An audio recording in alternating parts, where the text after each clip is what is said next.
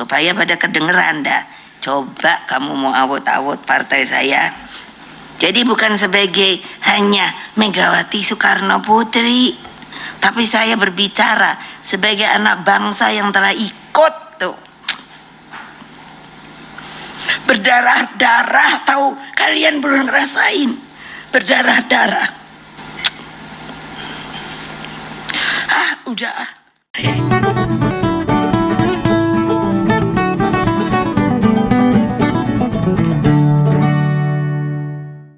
Sepertinya Kongres PDIP tahun depan ini terancam diacak-acak ini. Hal itu dibeberkan sama Ketua Umum Mbak Megawati Soekarno Putri dalam acara peluncuran buku Bang Todung Mulya Lubis. Ini salah satu ahli hukum di Indonesia ini. Lah cuma Mbak Mega itu menyebut dalam bahasa Jawa itu awut-awutan. Yang secara umum kita pahami ya diacak-acak, dibubrah, dirusak. Nah, apakah itu hanya hayalan, halusinasi Mbak Mega? Oh, bukan. Itu bukan sebuah halusinasi. Itu tuduhan tak berdasar mungkin. Siapa sih sakjane yang paling berkepentingan, sing keloro-loro, sing tatu hati sama PDI Perjuangan? Apakah ada partai lain yang sekarang memusuhi PDIP? Kayaknya bukan memusuhi ya. Kalau partai lain kayaknya enggak sih. Mereka baik-baik aja sama PDIP ini. Nah kan Kim plus plus di pilkada kemarin banyak yang bertarung adu arep sama PDIP, berhadap-hadapan. Tidak ada itu, biasa ada konflik, tidak ada. Dan biasa itu di dalam politik. Lawong jangankan sama PDIP, di internal Kim plus plus sendiri loh. Tidak semua satu pikiran. Atau siapa elit yang sekarang ini yang dirugikan sama PDIP. Ya mungkin ada beberapa nih ya buat memusuhi PDIP itu nggak ada buat para ketua umum partai, nggak ada. Mengapa tak sebut begitu? Ingat loh, di Senayan kan komposisi DPR itu dari PDIP. Apabila mereka sangat keras dengan hal itu, nanti pas rapat dengar pendapat, mereka kerepotan sendiri. Yang mesti disadari nih, ini coba sebut ini, tokoh mana yang paling berkepentingan untuk makin menenggelamkan PDIP? Siapa lagi kalau bukan Pak Mulyono ini. Ini pandangan umum, secara umum, bukan Om Begawan aja itu yang ngomong. Termasuk Mbak Megawati sendiri sudah kroso, terasa. Ini ada alasan mendasar loh, yang menjadikan mantan presiden itu bisa dianggap orang paling depan memusuhi banteng mencereng ini. Lah Pak Hasto sudah mendeklar keluarga Jokowi sudah bukan bagian dari PDIP. Ibarat kita makan ayam geprek itu. Itu levelnya sudah 5 pedesnya pual itu. Lah mantan presiden yang diprekan itu sama PDIP dibuang ke Blumbangan, dicampakkan aja itu. Karena ya sudah mau mengacak-acak tadi. Sebagai mantan presiden, genah merasa sakit hati. Kan kesannya PDIP itu yang memulai itu. Ya toh, sepertinya masyarakat ngerti nih atau memahaminya itu PDIP yang memulai memusuhi Pak Jokowi. Oh tidak. Itu ada beribu-ribu fakta kader yang sudah banyak ditolong, malah kacang lali lanjaran. Ada lagi ungkapan kere munggah bale, itu namanya orang lupa diri. Jangankan ketua umum PDIP loh, konstitusi negara saja semuanya sendiri dirubah, ditabrak-tabrak, diperkosa. Orang-orang yang ngebelain itu merem, nyebut dia masih baik, masih tokoh, masih kuat dan sebagainya. Lah secara internal warning atau peringatan dari Mbak Mega itu harus diperhatikan benar ini. Para jajaran petinggi DPP nih, PDIP harus menjaga diri lah, mesti kompak dan solid. Ini sih harapan Om Begawan secara pribadi loh, bukan mau aneh-aneh, enggak nih. Lawang saya ini dudu sopo-sopo, pengurus partai yang enggak, orang partai juga bukan. Nah sebagai salah satu partai yang gede, PDIP itu, dan pemenang, potensi diintervensi, dimasuki atau dipengaruhi pihak lain, pihak luar, itu sangat terbuka. Peluangnya sangat terbuka. Karena tetap lawan politik tidak mau PDIP itu semakin besar. Pasti dia punya rencana-rencana untuk ngobrak-abrik. Nah, di organisasi apapun, makin besar anggota atau yang didukung, dinamisasinya itu pasti tinggi. Banyak terjadi silang pendapat, banyak terjadi pendapat-pendapat yang kadang-kadang banyak perdebatan yang tensinya semakin panas. Nah, tergantung apa visi partai itu sendiri. Beneran ini bisa dipegang apa enggak? Kan kita nggak tahu. Masalahnya ini, godaan-godaan itu jelas bisa melenakan, ngenakke. Apalagi godaannya materi. Nah, tidak kuat iman ya bakalan makin keras itu. Benturan-benturan itu. Dan ini bukan pertama kali PDIP mengalami ujian. Dulu tahun 1996 kita ingat ada peristiwa Kuda Tuli. Waktu itu PDIP masih bernama Partai Demokrasi Indonesia, nggak pakai perjuangan. Ini benar-benar dikudeta sama Pak Harto waktu itu. Nah, tahun 2005 berdiri PDP atau Partai Demokrasi Pembaharuan. Banyak orang atau petinggi PDIP bergabung ke sana. Ini upaya atau ujian dari PDIP, meskipun akhirnya ya balik lagi. Ada Pak Boy Bejanis, Laksmana Soekardi, tokoh-tokoh PDIP, pejuang-pejuang PDIP yang menjadi pilar PDIP waktu itu. Ada Pak Didi Supriyanto, ada Pak Potsdam, Hutasoy, dan sebagainya. Nah, sebelum Kongres tahun depan, ada Bang Ara. Ini ujian lagi PDIP. Budiman Sujatmiko, dan yang terakhir Effendi Simbolon. Wes out duluan. Ya akhirnya kan akan menghantam PDIP karena dia ada di luar itu. Ini ya bagian ngawut-tawut PDIP ini. Ini prakondisi yang akan merusak PDIP. Seperti apa yang sudah dirasakan oleh Mbak Mega saat ini. Ada tambahan lagi nih. Tambahan indikasi yang di daerah. Mengapa orang Solo itu geding banget sama Banteng. Misalnya di medsos nih, banyak pendukung atau penggemar dia itu mengatakan kandang-kandang Banteng itu kalah lawan Jokowi. Mereka tidak sadar tuh, ngebela orang yang sebenarnya nggak bener tuh. Ya pada penuh tepatan. Dulu oke, dia baik, termasuk Penggawan itu mendukung dari waktu pencalonan wali kota 2004. Lalu pilkada 2005 kita mendukung. Dia baik, bagus, patuh konstitusi, nurut sama partai. Lah sekarang ini ambel loh. Nah, di Solo sama Jawa Tengah. Logika itu kan terkesan nalar toh, masuk akal toh. Lah koyo-koyone loh. Faktanya sih nggak begitu. Ada beberapa faktor orang atau kandidat wali kota Solo dan calon gubernur Jateng bisa menang kok. Ya, ngono kae. Namanya pilkada loh. Yang ditarungkan bukan kandidat partai.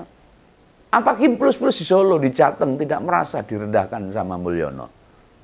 Ketika kader-kadernya tidak bisa mencalonkan kandidat gubernur dan wali kota di Solo dan Jawa Tengah. Justru orang di luar partai yang dicalonkan oleh Pak Mulyono. Ini Kim Plus harusnya malu. Harga dirinya hilang. Nah, sementara di luar Solo dan Jawa Tengah, buktinya yang didukung Pak Jokowi ya ambles kok, pada keok kalah. Indikator lainnya. Mengapa Jokowi berkepentingan atau ketakutan Partai Demokrasi Indonesia Perjuangan tetap utuh, tetap solid? Karena ya hanya PDIP yang bisa baca langkah Jokowi tahun 2029. Ini tentu bukan maunya Jokowi loh, nyalon presiden bukan. Karena sudah 2 periode. Dan itu atas gerak cepat, atas dukungan, pembelaan, perawatan dari PDIP. Meskipun akhirnya menghantam PDIP. Ini bukan Jokowi yang mau mencalonkan presiden, melainkan anaknya, si Wapres yang bakal jadi kandidat dan nanti tahun 2029. Nah, analisis ini tidak banyak dipercayai oleh partai Kim Plus. Mereka mengira itu sebuah ketidakmungkinan. Nek saiki ya kesannya tidak ada arah ke sana itu. Kesan ini loh. Tapi yang namanya Mak Mulyono ngomong kanan belok kiri, sen kanan belok kiri. Itu kesannya itu Pak Mulyono. Bakal nyari jalan apapun termasuk jalan tikus yang ruwet. Biar Gibran bisa ikut kontestasi Pilpres tahun 2029. Makanya menawarkan diri ke partai-partai yang saat ini belum mau itu. Lah kan semua tahu. Hampir belum pernah ada loh orang yang menjabat wakil presiden 2 kali berturut-turut. Pak Yusuf kalah. Itu keselingan Pak Budiono dulu waktu itu. Artinya beda siapa presidennya. Kalau melihat sejarah kepemimpinan di Indonesia, ya hanya Gibran yang sejak sekarang berniat maju di Pilpres itu. Golkar sih awalnya mau ngusung Kang Emil. Hanya di pilkada kemarin Kang Emil kalah di Jakarta. Akhirnya ora patut. Nang Jakarta aja kalah mau dicalonkan jadi presiden yo. Kaduan. Gerindra juga akan mengajukan lagi Pak Prabowo incumbent. Pasti itu. Dan PDIP belum tahu siapa nanti. Nah ini kembali tentang sinyalemen Kongres mau diintervensi ini, mau diawut-awut ini. Mungkin dari beberapa ngompolres ada yang menilai ini.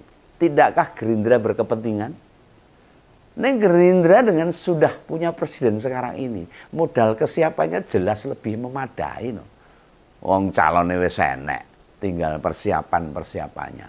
Nah, cawe-cawe ke Kongres PDIP itu fungsinya ada 2, tujuannya ada 2. Pertama ini yang mau ngaut-ngaut ini loh, oknumnya ini loh. Yang pertama memperlancar Gibran biar tidak ada kendala buat kontestasi di 2029. Dan kedua, itu akan menghadang koalisi PDIP bersama dengan Gerindra. Oh lah kalau 2029 PDIP berkoalisi dengan Gerindra, wes habis semuanya. Nah, buat faktor kedua ini sebenarnya kemungkinannya kecil sebenarnya. Nah, mau bagaimanapun partai banteng kecil kemungkinan. Banteng Mencereng itu punya marwah harga diri yang cukup tinggi. Ketika dia jadi pemenang pemilu, emoh jadi wakil. Dia konsisten dengan harga dirinya. Kalau nggak ngusung capres sendiri, ogah. Gitu. Ini karakter Banteng yang sangat kuat. Dan gangguan-gangguan ke partai merah ini, bukan hanya pada Kongres tahun depan itu yang akan dilakukan. Tahun 2025. Di beberapa waktu yang lalu sudah ada gangguan-gangguan juga yang dimunculkan. Termasuk di daerah-daerah. Misalnya nih, sewaktu ada perpanjangan SK DPP. Perpanjangan SK DPP karena kepengurusan diperpanjang. Tiba-tiba ada 5 kader bawah yang menggugat perpanjangan SK pengurus DPP ini. Bayangkan 5 orang yang gugat itu. Kader biasa itu. Duduk pengurus DPC, DPD atau setingkat ex-pejabat level DPP. Dan saat didalami, mereka yang 5 orang itu mengaku tidak tahu menahu. Lah ngopo, orang ngerti kok gugat. Alias nama mereka dipakai orang lain. Buat gugat perpanjangan SK tadi. Loh ini aneh toh. Ini nurut ngompres gimana nih? Kan angel dinalar ini. Di pilkada ya sama saja itu. Beberapa orang atau kader yang malah mendukung kandidat lain, calon lain.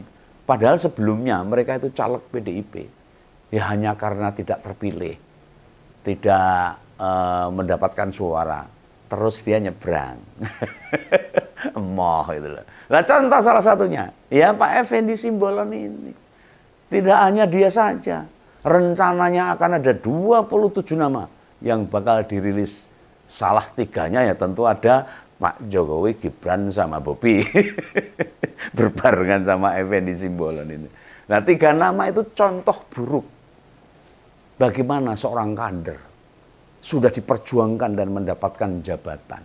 Malah partai yang ngusung ditinggal. Bukan hanya ditinggal, tapi mau dihancurkan. Nah, kaya pager mangan tanaman itu. Wes dilindungi malah mangan dilindungi. Coba siapa yang bisa menjawab pertanyaan begawan seperti ini? Apa salah PDIP pada mereka? Yang bikin mereka out. Apa? Argumentasi paling melebu akal. Paling bisa dinarik nalar kita. PDIP gak bisa nuruti kemauan mereka. Terus mutung, terus netung, marah, balik, lungo, menghancurkan. Lalu mereka itu siapa? Kok segala apa maunya terus pengen dituruti. Lagian diturutin efeknya positif buat rakyat gak masalah. Oh ini buat kepentingan syahwat pribadi. Maka PDIP kekeh, konsisten tidak mau menuruti hal-hal seperti itu. Nah faktanya demokrasi dirusak, konstitusi ditabrak-tabrak. Hanya mementingkan kepentingan keluarga. Apa itu yang dicita-citakan founding fathers kita? Kan ya tidak. Dan sorotan ke mantan presiden ke-7 ini sebelumnya juga terbukti. Pada satu partai yang coba diobok-obok. Meski yang berhasil hanya satu. Ingatkah? Ngompolres atas peristiwa KLB Demokrat dulu. Yang menghasilkan ketua umum Pak Muldoko. Waktu itu Pak Mul masih jadi kepala staf kepresidenan tuh, atau KSP. Mosok dolali orang kelingan. Lalu Mas Ahaye saat itu mengerahkan semua kader di daerah untuk mendatangi pengadilan, menyerahkan SK kepengurusan dari DPP. Untung itu Menkumhamnya masih Pak Yasona Lauli dari PDIP. Nah, diperintahkan nyalai prosedur. Ya ora gelem, mereka didikan Mbak Mega. Mereka kader Partai Demokrasi dan Perjuangan yang tetap konsisten untuk menegakkan hukum kok. Ora gelem. Nah dalam hal ini Demokrat pasti berterima kasih sama PDIP. Nah partai kedua yang coba digoyang-goyang itu ya PKB. Rencana muktamar luar biasa sudah siap. Ning dudu Caimin. Bila tak ngerti perkara ini. Nah, dia sudah feeling. Akhirnya percobaan mengakuisisi PKB ya buyar ambiar. Dan ganggu jabatan Caimin. Tidak hanya lewat jalur formal loh. Alias menggelar muktamar tandingan juga ini. Untuk ngobok PKB ini. NU yang relatif lebih dekat sama Jokowi. Coba dipakai. Memakai alat itu. Makanya ada konsesi tambang buat ormas keagamaan. Ini Om Begawan ora nuduh loh. Ini hitung-hitungan politik loh. Ini pendapat Om Begawan ini. Ini sebenarnya salah satu jalan yang dilalui buat narik kursi ketua umum Caimin ini. Ya gagal lagi, gagal maning. Dan sekarang ada yang tahu. Gus Yakut mantan Menteri Agama. Di mana sekarang? Gak kedengeran lagi toh. Ambles bumi. Ya gak dipakai sama Pak Prabowo. Soalnya dia bagian yang cawe-cawe sama PKB. Partai ketiga yang mau diobok-obok. Dan ini yang berhasil digoyang oleh Pak Mulyono. Malah bahasa netizennya itu sebagai partai yang berhasil dirobohkan oleh tukang kayu. Padahal itu beringin gede ini umum tuh. Tidak hanya Erlangga bisa dipakai mundur. Dimundurkan tanpa alas. Tapi Munaslup Golkar sukses diadakan. Dan hasil akibat naiknya ketum cawe-cawe dia. Golkar tumbang di banyak wilayah waktu pilkada. Tidakkah ini semua membuat kader Golkar simpatisan hingga jajaran petinggi partai kudu jaga diri, waspada. Suara mau bentuk partai projo pun itu sekedar pengalian isu. Biar ketua umum partai lengah. Nek partai kecil bagi Jokowi nggak menarik. Lihat saja PAN, P3, apalagi lainnya. Kelasnya mainan Pak Jokowi aja. Buktinya PSI hanya butuh 2 hari diambil alih Kaisang. Dengan berbagai fakta itu. Masih gak percaya yang mau waut-waut PDIP Perjuangan itu bukan Mulyono. Monggo. Terserah panjenengan. Itu ya pesan kawan, salam kawan. Dadah.